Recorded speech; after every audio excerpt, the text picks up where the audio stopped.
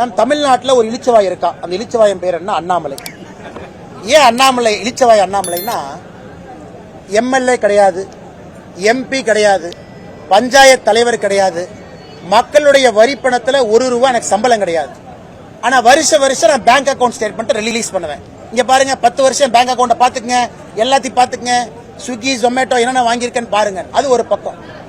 நான் சொந்தமாக நான் சம்பாரிச்சு ஒரு விவசாய நிலம் வாங்கினாலும் நான் மட்டும் எக்ஸ்பிளனேஷன் கொடுக்கணும்.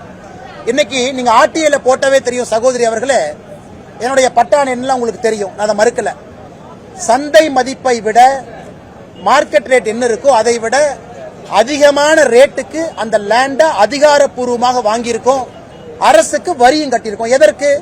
இயற்கை விவசாயம் செய்ய வேண்டும் என்கின்ற ஒற்றை நோக்கம்.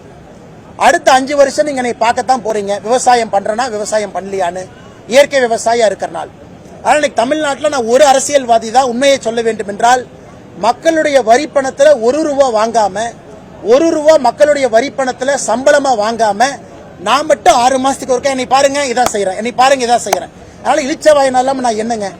இதுல எதிர்கட்சி நண்பர்கள் எல்லாம் சொல்றாங்க, அண்ணே அப்ப நீ லேண்ட் வாங்கியிருக்கிற, யாரு பணம் கொடுத்தா? ஏன் நான் சம்பாதிச்சேன், நான் சம்பாதிக்க கூடாதா? நான் இருக்கின்றேன், மனைவி இருக்கிறாங்க, குடும்பம் இருக்கிறாங்க, நாங்களாம் ரோட்ல சும்மாவா உட்கார்ந்து இருக்கிறோம்? எங்களுக்குன்னு வேலை இருக்கு, செஞ்சுக்கிட்டு இருக்கிறோம், மக்கள் பணியை செய்யறோம், அரசியல் செஞ்சுக்கிட்டு இருக்கோம். இருந்தும் எதற்காக வெளிப்படையா நான் இருக்கேன்னா, நம்ம நம்பி இருப்பவர்கள் புரிந்து கொள்ள வேண்டும் நான் என்ன செய்யறேன். அரசியலும் பண்றாரு, இந்த வேலையும் செய்யறாரு. அப்பப்ப குறிப்புகள் கொடுக்கறேன். இன்னைக்கு திமுக இருக்கு, டிவிஎஸ்சி இருக்கு, அவங்க கையில ரெவென்யூ டிபார்ட்மெண்ட் இருக்கு, அவங்க கையில தாசில்தார் இருக்கிறாங்க. சோதனை பண்ண சொல்லுங்க. மார்க்கெட் ரேட் என்ன ரேட்டுக்கு நம்ம ரெஜிஸ்டர் பண்ணிருக்கோம்னு கேட்க சொல்லுங்க. எவ்வளவு அரசுக்கு வரி கட்டி இருக்கின்றோம் அதையும் டிக்ளேர் பண்ண சொல்லுங்க. அதையெல்லாம் செய்யணும்.